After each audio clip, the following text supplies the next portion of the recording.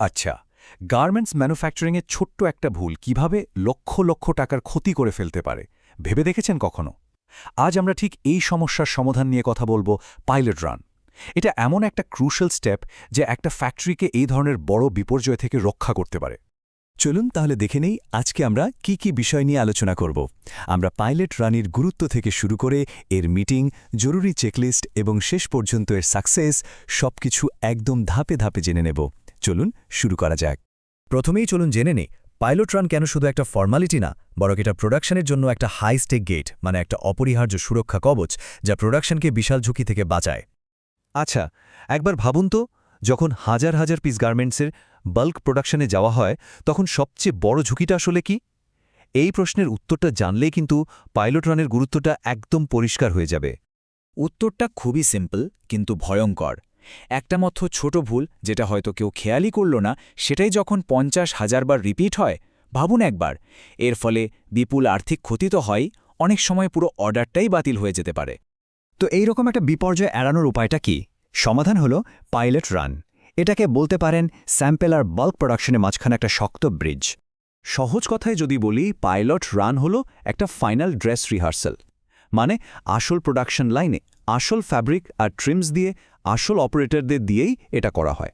Bulk cutting শুরু করার আগে এটাই হচ্ছে ফাইনাল পরীক্ষা। এই স্লাইডটা কিন্তু খুব ইন্টারেস্টিং। এখানে পিপি স্যাম্পল আর পাইলট রানের মধ্যে পার্থক্যটা স্পষ্ট করে দেওয়া আছে। দেখুন, পিপি স্যাম্পল আমাদের বলে দেয় কি বানাতে হবে, মানে গার্মেন্টসের লুক, ফিল, বেসিক ফিট এসব অ্যাপ্রুভ করা। আর পাইলট রান আমাদের দেখায় কিভাবে বানাতে হবে, মানে প্রোডাকশন লাইনে ওই কাজটা নিখুঁতভাবে করা যাবে কিনা সেটা কনফার্ম করা। তাহলে এই পাইলট রান দিয়ে আমরা আসলে কি অর্জন করতে চাই? এর পেছনে মূলত 4টা খুব গুরুত্বপূর্ণ উদ্দেশ্য আছে। চলুন সেগুলো দেখে নেই।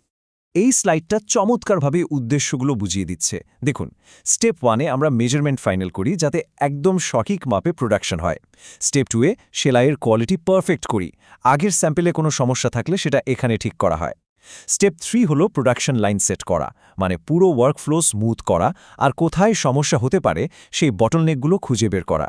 আর ফাইনালি স্টেপ 4, যেটা সবচেয়ে জরুরি, বাল্ক প্রোডাকশনের ঝুঁকিটা কমিয়ে আনা।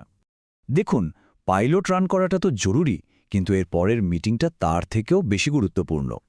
এই মিটিংটাতেই কিন্তু আসল সিদ্ধান্তগুলো নেওয়া হয়, যা ঠিক করে দেয় প্রোডাকশনটা সফল হবে কিনা।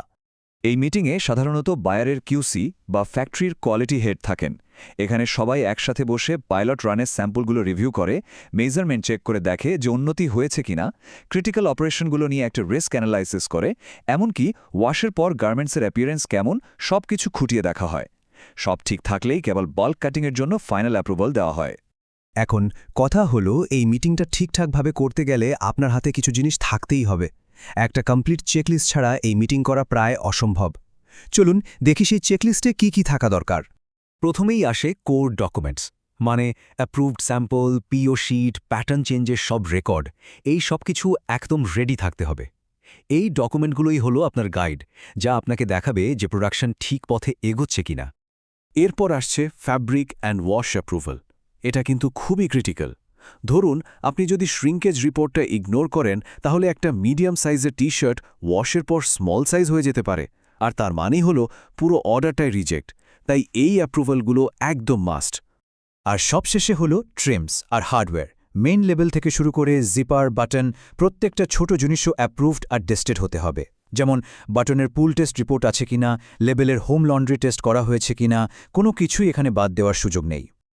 আচ্ছা, এত যে প্রস্তুতি আর চেকিং, এর ফলটা কি? চলুন শেষ সেকশনে যাই আর দেখি এই প্রফেশনাল পাইলট রান আমাদের কি দেয়।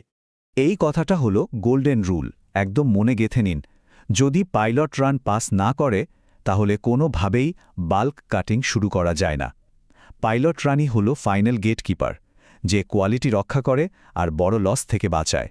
আর যখন একটা পাইলট রান সফল হয়, তখন তার প্রভাবটা সরাসরি বিজনেসের সবচেয়ে গুরুত্বপূর্ণ জায়গাগুলোতে পড়ে। যেমন দেখুন, on time shipment, quality improvement, production efficiency আর কস্ট সেভিংস সবকিছুই কিন্তু বেটার হয়। কারণটা সিম্পল, যখন সবকিছু আগে থেকেই টেস্ট করা থাকে, প্রোডাকশন একদম মসৃণভাবে চলে। এই কথাটা খুব গুরুত্বপূর্ণ।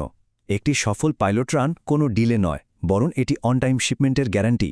মানে এখানে যে সময়টা দেওয়া হচ্ছে সেটা আসলে ইনভেস্টমেন্ট, যা আপনাকে পরে কয়েক গুণ সময় আর অর্থ বাঁচিয়ে দেবে। তো একটা সফল প্রোডাকশন আর একজন হ্যাপি বায়ারের জন্য পাইলট রানকে সর্বোচ্চ গুরুত্ব দিন।